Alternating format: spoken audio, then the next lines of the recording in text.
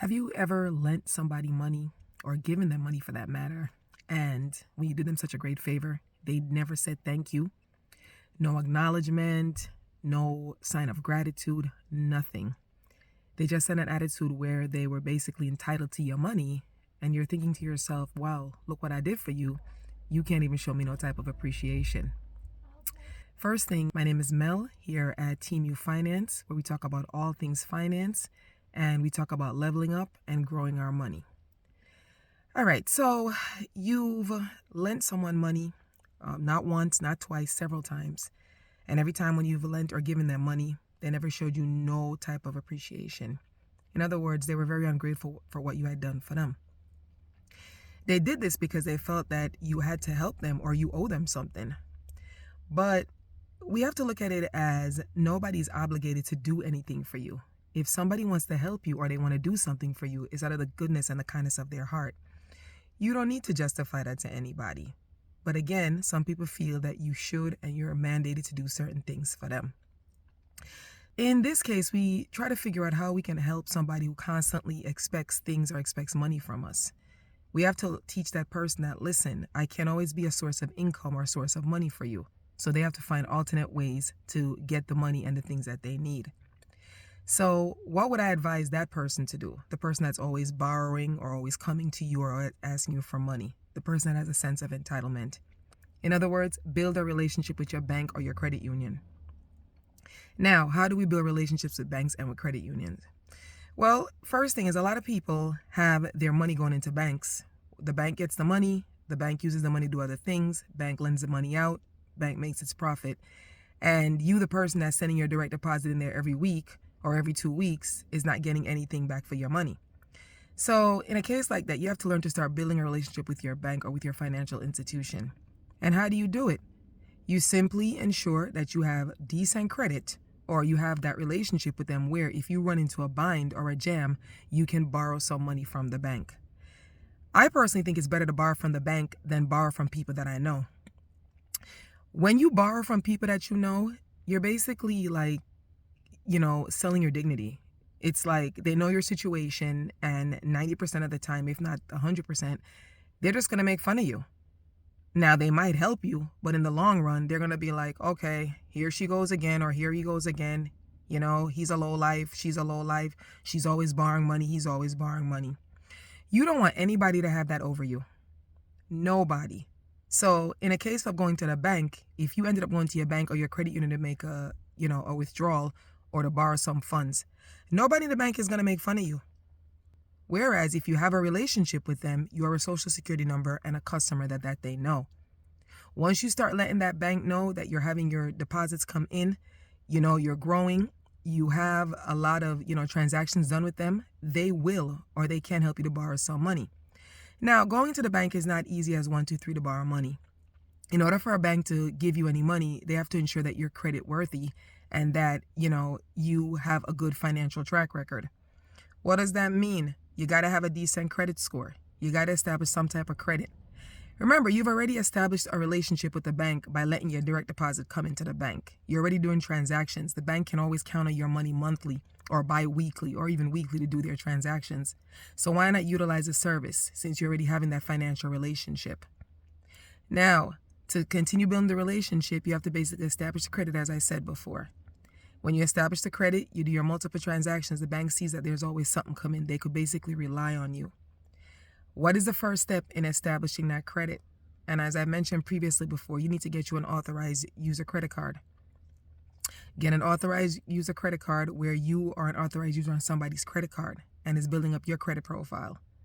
When the bank runs your social security number, they'll see that, okay, you have some form of credit, that you know how to manage money, or you're getting that credit built up each month. If you're not privileged to have an authorized user or be an authorized user on somebody's credit card, the first thing that you can do is actually get a secured credit card. A lot of banks offer great secured credit card programs. These credit card programs are good for first-time people that are trying to get their credit established. Most of the banks require a very small amount, maybe $100 to start. Again, you got to do your research. I know that some banks ask for a minimum of $500 and they allow you to graduate and, build that relationship with them. So how do you build a relationship over the year? Well, you spend a credit card, the secured credit card that you open with the bank, and you pay your payments on time, or if you use it, try to only use at least 10% of it and pay it off right away. You send that money back to the bank each month. Once they see that you have some form of money management, they will help you to borrow money if you need it. But again, this starts with building a financial relationship with your bank. Now that you have built that financial relationship with your bank, there is no need or no reason for you to go back to anybody, for that matter, go below your dignity and have people disrespect you and keep asking them for money. Because again, people will laugh with you, they'll listen to your story, they'll even help you once and twice, but after a while, you're going to become a burden and a pest. You don't want to be that with anybody. So at that point, it's good to start building that financial relationship. Now, people, if this content resonates or, you can relate to it, please like, comment, and subscribe. Really appreciate the support. Now that you've established that relationship with your bank, you run into a bind and you're ready to start, borrowing some money from them. Banks are in the business of making money. So if a bank realizes that you're the type of consumer that, will borrow and pay back in due time, they'll be more than happy to work with you. The pluses are borrowing from the bank. Nobody personal knows your situation. To the bank, you're just a number, okay? You're a number that they're having a transaction with, that they've built a relationship with, and they're willing to expand that relationship by loaning you money. Stop borrowing money from people, okay? And if you're the type of person that's borrowing money from people, and when people give you their money, you don't show no type of kindness, no type of appreciation towards them, basically you're ungrateful, people are going to get tired of you. They're going to stop lending you. So if you know that you're the type of person, or you just want to have it where you can just rely on a secondary source for money, then you need to establish a relationship with your bank. Once you establish that relationship with your bank, nobody will know your financial situation. In addition to, establish the relationship, if you find that it's hard for you to set up a personal, loan with a bank or any type of borrowing with the bank, then the people that you're borrowing from, show them some gratitude, show them some kindness, tell them thank you. Again, if somebody's going to go out there, work their hard-earned money and lend it to you, they don't have to do it. So if somebody does do it for you, show that you're not feeling entitled to their money.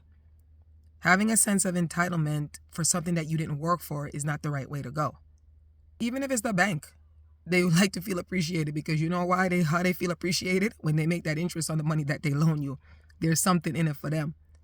If it's a regular person that you borrowing money from, just saying a simple little thank you, I appreciate what you done for me, they feel appreciated. That way you want to keep the doors open to the next time that you need to go back to them. Because let me tell you something. In life, somebody helps you once, you might have gotten over this time, or it was appreciated, but don't think that you might not need the person again. You might need for them to help you again. So if you go with that sense of entitled attitude where I got to do for you, you can never say thank you, you're constantly a pest, it's all day, every day, nobody's going to help you. The message that I want, everyone to get from this today is that, build your own, develop your own financial relationships. Stop depending on people. Don't count on people, because people don't care about your finances. They're not going to ensure that you're doing well. So once you have that bank that's non-biased, doesn't know you from Adams, they just know about the money that you have coming in there, that's all you really need to do to get started. Worry about building your own financial relationship with your bank. And once you do, you won't be at anybody's mercy for any type of help. Nobody's going to have to know when you need that money. Let me tell you something. I learned that many, many years ago. I'm not saying I never had to borrow from someone that I knew personally. But the difference is, when I ran short on my funds, the bank that I've been working with, the bank that I was having all my money coming, that's who I turned to when I needed help. I'm not going to go to somebody who's just going to look at me, laugh at me, pretend to listen, pretend to care, and they know full well that they have no intentions of helping me. I don't want to be in that position or that predicament. So build your relationships with your bank, open more than one account, become an authorized user on somebody's credit card, or if you, the goodness of your heart, you can allow somebody to become an authorized user on your credit card. If, the tables turn, you're doing the opposite. And as always, start with a secured credit card. Building that relationship is the first step to financial freedom. You won't be at anybody's mercy. All right, beautiful people. Once again, if this content resonates with you, please comment, like, subscribe, and share. As a matter of fact, if you got this far in my message, please comment relationship. Comment relationship. All right? You have a beautiful day. Thank you so much.